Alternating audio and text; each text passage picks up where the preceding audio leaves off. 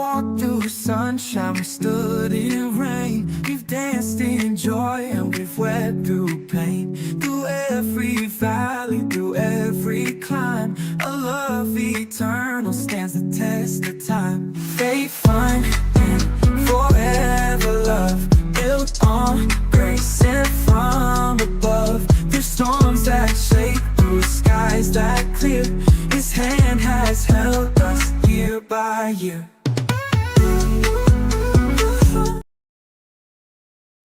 Hey, how y'all doing? We're gonna do a little What's up, switchy people? switch. We're gonna trade places here.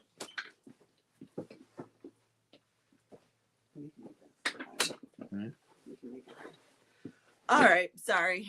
We are right in the middle of Camp and camp. Some of these campers be camping. yeah, so I think I need to be able to get out if I need to. Right. So you need to pray our strength in the Lord. More particularly my wife's strength in the Lord. Because, Right, I was gonna say ours. You ain't even here. yeah, but I got people too. So, but I just fire mine. I mean, if you ain't right, we're gonna roll you up out of here real quick. Help him, Jesus. That's just the truth. Either you come to do the job or not. And if you don't, I ain't got no problem with it. But I'm gonna just find somebody who will. Anyway. My God. Back to Pray a for marriage. Yes. Pray our strength in the Lord. But it's a marriage Monday, and we are thrilled that y'all are here. Sorry we missed last week. It was the Yeah. first day of camping, baby. It was on and popping. Yeah, the kids were kind of crazy last week, but they have mellowed down a little bit. And plus, halfway through this week, we get a break because it's 4th of July. So We don't get a break 4th of July until Saturday. What? 4th of July is on Saturday. It's on We Saturday? got a whole full week, bud. Yeah, you got Okay. you got a full week. All right. Well, all right. Back. All right. But hey, we're glad that y'all are here today. This month we've been talking about seasons. You know, the Earth, Wind, and Fire jam back in the day. We've been talking about seasons because every marriage goes through and experiences. Yeah, the elements. Every marriage goes through and experiences seasons throughout your marriage. Whether you have, we know people who have been married less than a year and they in a season. Okay. Okay. And then we know people that have been married. As a matter of fact, those of you that are aware, I guess Louis Farrakhan, his wife just passed away. They had been married 72 years. Yeah, like it's crazy. I mean, that's a testament to the strength of marriage. And that you can stay married if you want to. And you can stay married if you want to. 72 years. That's almost, well, no, it is. It's double ours. Double ours. And it's longer than we've been alive. Mm-hmm. And it's double our marriage. So you can stay. But you have to recognize that your marriage goes through seasons, right? Yeah. And so we started with spring. Yeah. And we learned how to grow through that and things that are uncomfortable.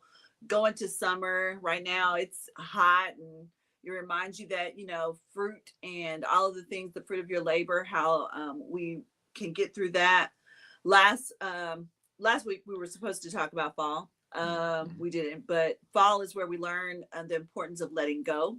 So when we think about fall, we think about letting go of the trees and letting go of the different, the trees let go of their leaves in the fall. And so today we're going to step into winter. Oh, we don't want to deal with fall. Huh? We're not going to deal with fall. No. Okay. Here's what we'll do. We'll go back and we'll do fall. We'll record fall, right. and we'll put it out there. Okay. So we'll go back and we'll record fall, and right. we will post it. I know that some of you know, and you just start watching our live radio or recorded radio show is on now, and so some of that will show up there. But we'll go back and record fall. Right. I think we need to do that. But hey. So now that we're thinking about winter, we think about cold, we think about bare trees, we think about long nights because the night comes really early. I know that's the part I always don't like about winter is that I'm always trying to get home before it gets dark, but it gets dark at like 4:30. And so there's the if you live in Kansas or any of those places where it snows, we can have storms. We can have snowstorms. We've had ice storms. I can remember icing so much that we barely got home. And so all of those things can happen in those winter times. It's a time of waiting. It's a time of anticipation for what's going to happen next. Right. And I think the other thing about a winter experience, especially concerning your marriage, is that you dip and dab through these different seasons. And you might be in a winter season right now, not necessarily because something's wrong, but because life just continues to happen. And in life, there's ups, there's downs, there's illness, there are financial setbacks. Sometimes there are days when everything is going wonderful, but oftentimes there are challenges that we have to face as human beings, and more particular as a married couple. And oftentimes you're in that season where there might be some challenges, perhaps the loss of a job, or somebody got laid off, or unfortunately someone passed away. All of these dynamics challenge your marriage and challenge your family. But with the help of God and with a relationship that is built on love and understanding one another, you can make it through every season. And winter isn't necessarily a indication that your marriage is failing. Just because you're in winter doesn't mean it's failing. Sometimes you're just simply in a season and you're walking through it. The wonderful thing is, the Bible says in the book of Psalms, yea, though I go through the valley of the shadow of death, I will fear no evil. Why do I not have to fear? Because I'm going through. Yeah, it's not I'm really not death. staying. Yeah.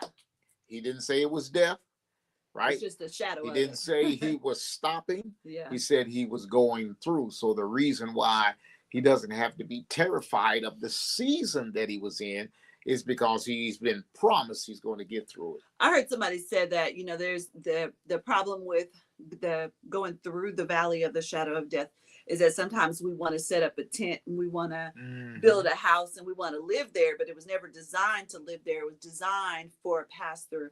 And sometimes we get stuck in places and we don't utilize the services that we have. We don't utilize therapy. We don't utilize, a third party. We don't utilize our pastors that have the ability to be able to help us. Granted, every pastor cannot help you, okay? Because sometimes they be the problem. But those that do know what's going on, those that are qualified, those that are, that do have, great examples of marriage. Right. Listen to them. Yeah, they really can help you. Having a third party can be of help. And so we want to make sure that we are looking at those. And we don't want to blast anybody, whether it's a pastor, a family member, a friend, or uncle, or whatever. But the fact of the matter is, if they've been married 27 times, okay, they probably are and not the one they with right now ain't theirs. Yeah, and they're probably not the one that you need to be leaning on. Okay, I mean, that's just truth. Why would you get information from somebody who don't know or who has not lived or experienced it themselves? Yeah. Right. If you're going to tell me how to catch a fish, please tell me that you didn't at least fish one time before. Unassisted. Yeah. Okay. And that's the same with our marriage. One of the biggest mistakes that couples make is believing that just because life is hard or challenging today, that's an indicator that it will always be hard. Let me say it even differently. Just because you and your spouse are kind of headbutting right now, is not an indicator that it'll be that way always. You both got to do some work though, but you got to understand what's causing that friction and that headbutting.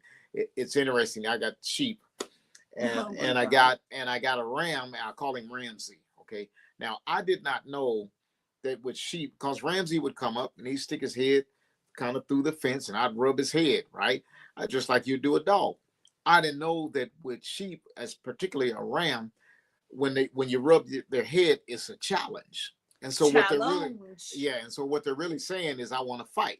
Right. So I'm rubbing his head, thinking he all right, and then I got in there in the sheep pen, and he was around, like, and this rascal started backing up. He started backing like, yeah, I've been waiting for you. I've been waiting for you, sucker. He started backing up. He does. And he charged me. I mean, he was ready to, right? I didn't know. I had created something that I didn't even realize I had created. Now, me and the bucket helped him to understand who the man is. But my point is this. I was doing something that I wasn't aware I was doing, and it was That's causing a good. problem. That's good. In your marriage, you might be doing something that you're not even aware you're doing that's causing a problem. So when somebody points it out, for me, it was the internet. Then I made the necessary changes. Right. Okay? No more head rubbing. No more head rubbing at all. No, I ain't rubbing your head, bro. All right. So just because you're facing some rough stuff now is not an indicator that it will always be difficult. Yeah. Seasons change. That's the beauty of, how God designed how we go through this evolution that we call life. Winter is temporary. It's not going to always stay. And if we remember that, then we'll stop just totally getting stuck and freezing and feeling like, we're making these permanent decisions based on temporary pain. So we've got to decide, like, hey, yes, things may not be going the way I want them to go today, and things may not look the way I would like for them to look. But should I be making a permanent decision based off of this temporary thing? Some of the ways that we do that, or some of the ways that we need to stay connected when life gets hard, stress has a way of isolating people. And so we have to make sure that we stay connected. Some people become really quiet, so as they are going through hard times, they go internal. And that can be not so good, because I've got to be able to process those things. Otherwise, they begin to boil inside of me. Some things become irritable. We just become irritable. Sometimes we become distant. And so I may not be quiet all the time, and I may not necessarily be internal, but there's just this cold distance between us. So some people will throw themselves into work, and will start to work and work and work and work and overwork. Some emotionally shut down. So when we're thinking about that connection, yes, sometimes it's hard, but we have to do the things that we need to jumpstart that, so that we then come back into that connectivity piece. Right. And don't make the mistake that your spouse's struggle is for a lack of love, because many times it's not. And if you guess wrong, it can create problems. There's a book for us men over 50 called IMS, the Irritable Male Syndrome. Praise God, whoever wrote that. Now, the problem with it's a great book, but the problem is it's like 350 pages. Bruh, ain't no dude finna read that many pages. I mean, we will. You can't read? No, I'm an excellent reader. I'm not talking about you, but I'm just saying. But what I'm saying is, if you really want to help men, you should have made that rascal about 75 pages. Because that's probably that's true. That's the point I'm making. But the information in there was great. I read it because I can be a little irritable every now and then. every once in a while, every blue moon, I can get a little irritable. Okay. And so I read it because I wanted to understand. And so the book gave me some great information, but I don't care about the clinical side. Okay, just tell me how we can fix this problem. Do I need to smoke a joint? I mean, no, I'm just playing with you. You need to get saved. That's what you need to do. What do I need to do to get my mind clear? Testosterone. All right. And your hormonal things. And get all that stuff done. And the book kind of references that. But don't make the mistake of your spouse's struggle, meaning that they don't love you, because sometimes they're carrying way, way, way more than what you can actually see. And sometimes when they're carrying more than what you can see, you think that it's something that it's really not. Okay. So please ask questions before making assumptions. All right. And that's number one. Number two, you really need to learn how to be each other's shelter. When storms come, I mean, you need to be, let's look at it differently. When the rain comes, you need to be able to be the umbrella. Okay. And this is not one-sided. Sometimes my wife needs to be the umbrella for me. Sometimes I need to be the umbrella for her. What am I doing? I'm trying to shield her. She's trying to shield me from the downpour that's hitting. And life will downpour on you. But if you have somebody that can help shield you. Now we know God's got you. Let's understand that. But your spouse is the one that you're looking at, right? That Jesus you can't see, right. right? So you need to be able to be the shelter for each other in the time of storm. Yeah. And when you think about marriage, when you think about that shelter is really just that refuge, that place where you can go and get rest, that place where you can go and be renewed and restored. That your spouse should be your safe place. So, all the world can be going crazy. Things can be happening on your job. Things can be happening out there with other people. But your spouse should be the place where you should be able to go and say, I'm afraid, or I'm tired, or all of them is getting on my nerves. I don't know what to do. Can we talk through this? What, I'm trying to figure this out. So all of those things, and you should be able to have those conversations without feeling judged or feeling like, like, oh my gosh, I can't believe you can't figure this out. That's the whole point of having that person. They are the other half of you. They are the other piece of your puzzle. So you should be able to go to your spouse and be able to say, like, hey, I'm struggling with this, or hey, I'm going through this. This is not, it doesn't feel right, or this is happening. Okay. So when we think about those, make sure that we're using our spouses as that safe space. Here's the thing. And this, I think, probably happens more with women than men, but I think it happens with men too. Sometimes we like to go to our girlfriends. But the problem is that if your girlfriend ain't married, or she has a jacked up relationship, she probably ain't giving you very good advice. So we have to be very careful about that. I would do blah, blah, blah. Well, yeah, while she's, coming around the back door trying to get your man. Okay. So we have to be very conscientious of that. I know that it's happened. I've seen it happen. I've seen the quote unquote good best girlfriend be the one talking slick, but she also, back here messing with your man because you giving her all the fuel. Right. You telling her everything that she shouldn't be doing. Come on now. You got to be smarter than that. So let's think about this. Don't let the season define your marriage. Some couples begin identifying their marriages by the difficult seasons they're in. We're struggling, we're disconnected, we're overwhelmed, but that should not be how you define your marriage. We are a team, no matter what. We are a team, fantastic, good winter season, fall season, spring season, summer season. It doesn't matter. We might not necessarily today, we might not be seeing eye to eye, but we are still a team.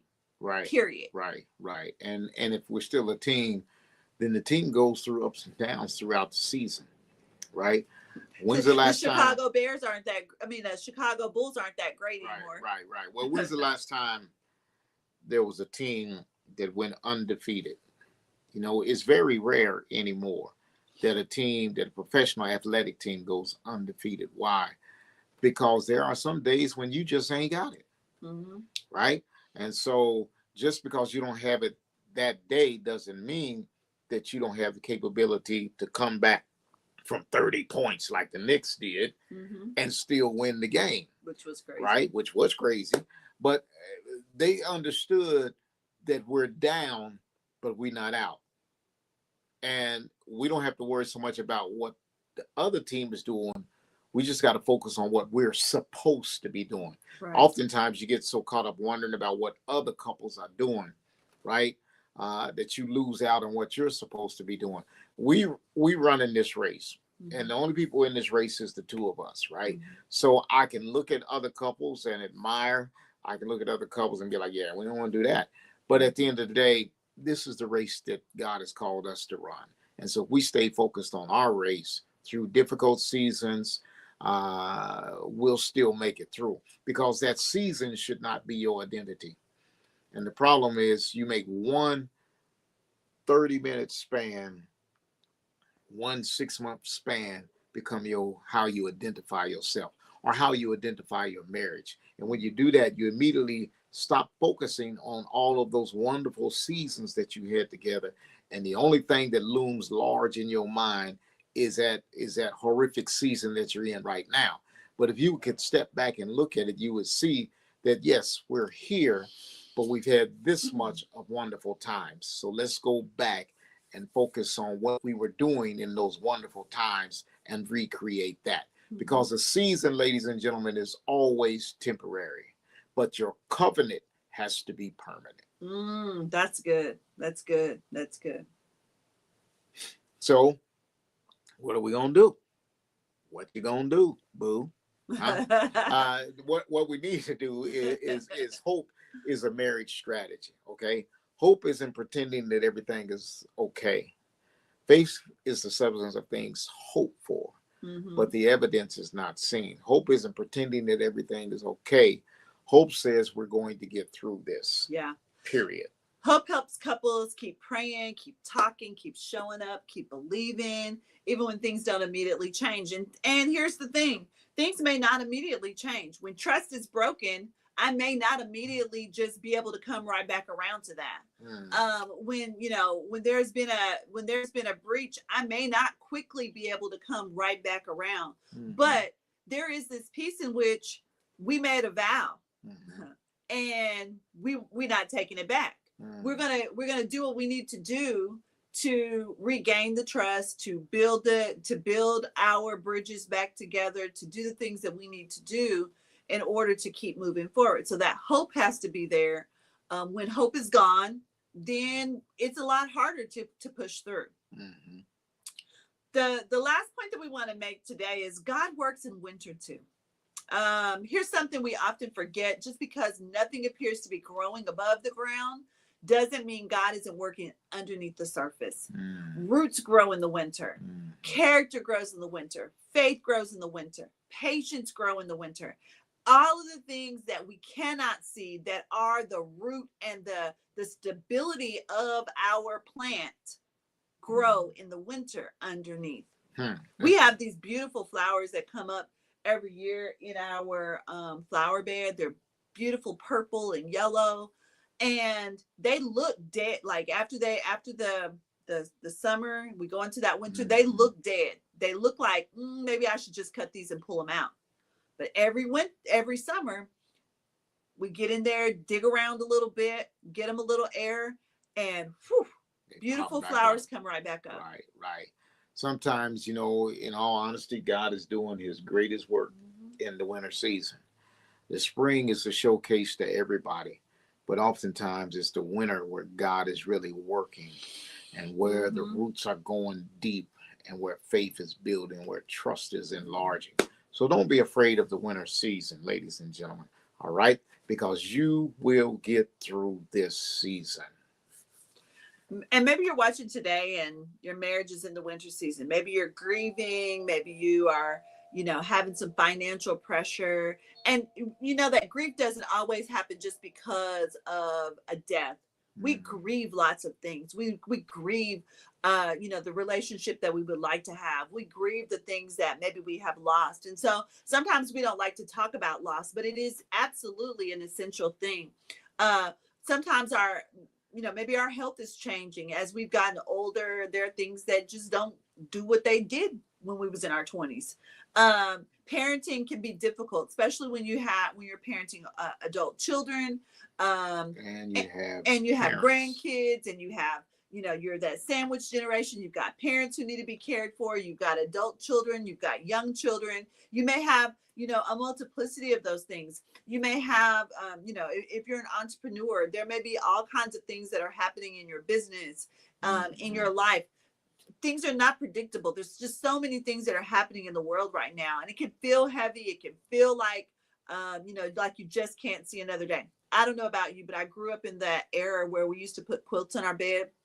And I can remember in the winter, we would have so many quilts on our bed trying to stay warm that we couldn't turn over. We'd have to kind of like shove them up and then turn over real fast so that we wouldn't, so that we could get turned over. And sometimes that's how it feels in our marriage. We like everything, the weight of the world is on Mm, top of us.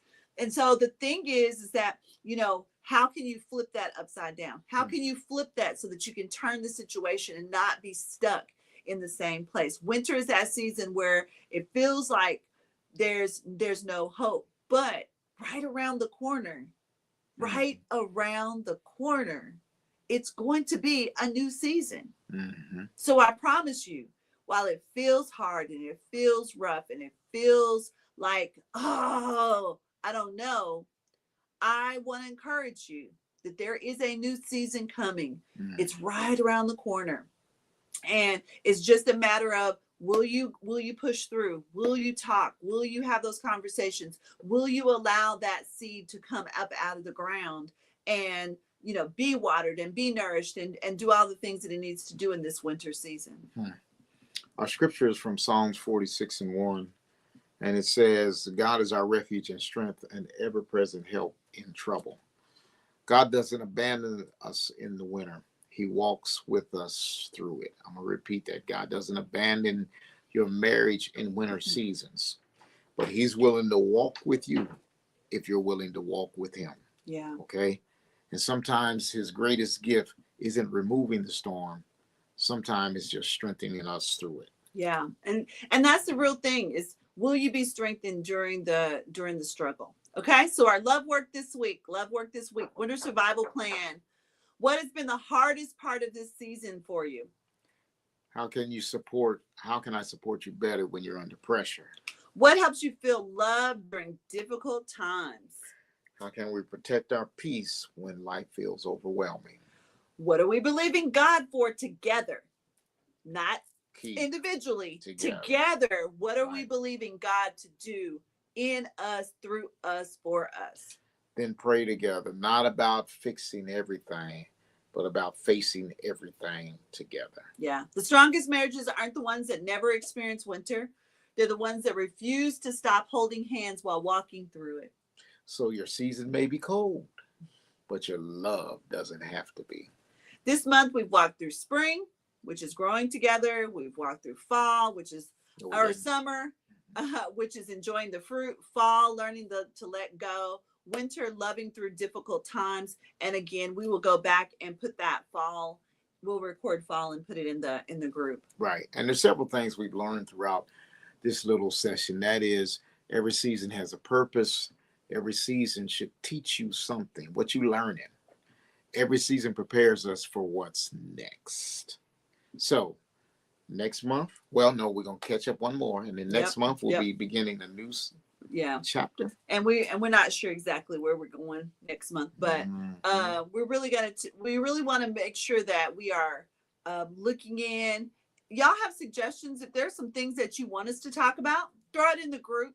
We want to be answering your questions. We are going to start doing a few things. We're going to kind of mix some things up. We are going to bring some people on, and we are going to start answering some of your questions. So we would love to go live and answer some of your questions, and just kind of make sure that we are helping you do of course, we can think of things that we can talk about, but we would love to answer your questions and really be able to focus on you. So don't lose hope in your winter season. Spring is coming. Keep trusting God. Keep showing up. And most of all, keep building your relationship with faith, fun, and forever love. Right? Practice making babies. Bye. Thank you for watching, and make sure that you join us on YouTube and our webpage, Marriage Encounters with Bill and Michelle at Weebly.com.